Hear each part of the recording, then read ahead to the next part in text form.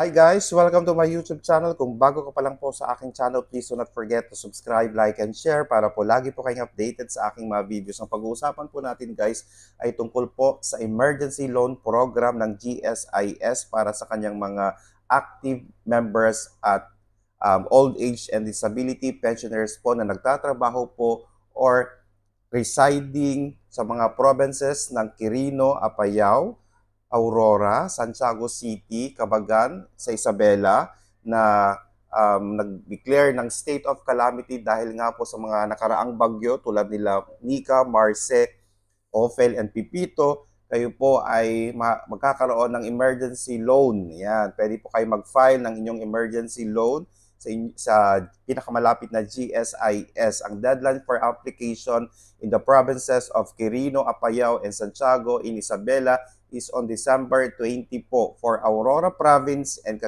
Cabagan Town in Isabela, the deadline is December 24 po. Ayan, open po ang ating GSIS sa Aurora Province and Cabagan ng December 24 po. So, kung kayo po ay nangangailangan ng budget para sa inyong pangkabuhayan ulit dahil nga po nasira ng mga bagyong ito, so pwede po tayong mag-emergency loan sa GSIS. Okay? Dali lang po yung mga documents po na kinakailangan ni GSIS para po sa pag-file ng emergency loan nila. Ayan.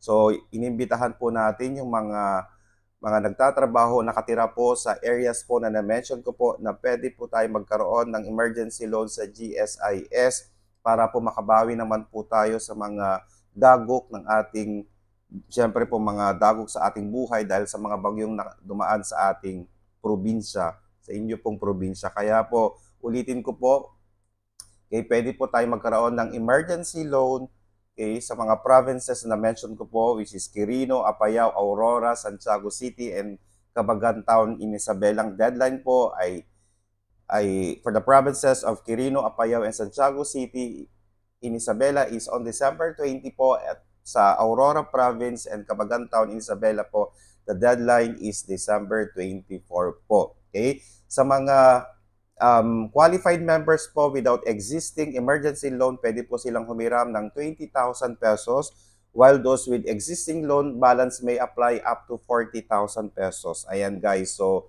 medyo mataas po yung amount na ibibigay ni GSIS para po sa atin.